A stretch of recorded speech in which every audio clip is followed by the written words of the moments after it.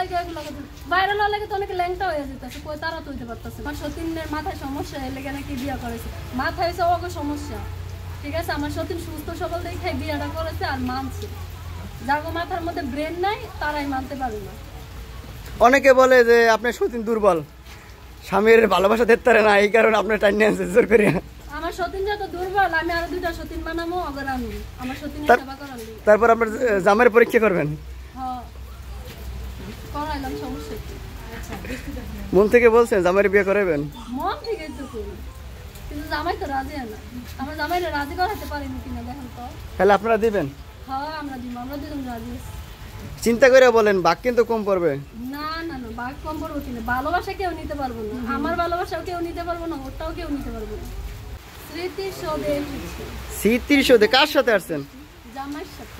না আবার জামাই তুই অন্য কেউ লাগাইছেন? সি আস্তাগফিরুল্লাহ, কি করলি? হ্যাঁ জামাই থেকে আমাকে লিখে জামাই লয়ে এসেছিল, আমার জামাই আসছিল। সব জায়গায় জামাই লইয়ে যান? দেন এই যে জামাই লয়ে যায়। আচ্ছা একটু গান গাইলেন, জামাই ভালা না কি যেন একটা গান গাইলেন। জামাই না, সত্যি গো আমার মন ভালো। ও মন ভালো না? কে বাদাম কিনে দেন স্বামী? বাদাম দেখো। আচ্ছা আপনার সতীন এত হাসে কেন বলেন তো, এত হাসি কেন? আমার সতীনের হাসির ব্যারাম আছে। হাসির ব্যারাম?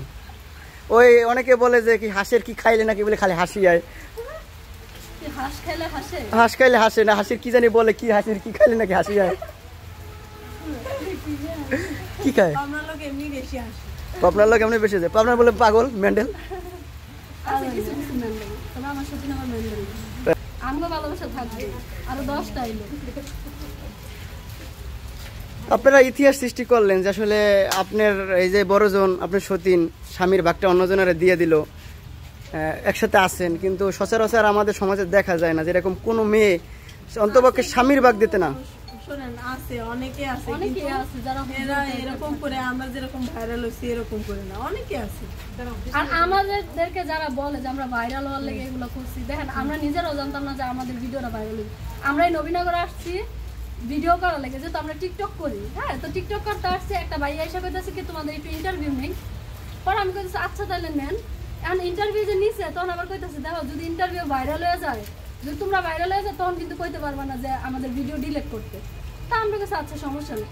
তখন তারাও জানতো না যে আমরা 203। পরে ভাইয়ারা বললাম যে আমরা কিন্তু 203, বিশ্বাসই করে না। তারপরে মানে কথা বললাম, ইন্টারভিউ দিলাম, দেওয়ার পর পরের দিন দেখতেছি যে ভিডিওটা ভাইরাল।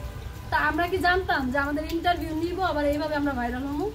অনেকে তো অনেক চেষ্টা করে হইতে পারে না, কিন্তু আমগরটা হয়তো কোনো না কোনো মাধ্যম হইয়া গেছে, আর আমরা এটা নিজেরাও জানতাম না। আর অনেকে কয়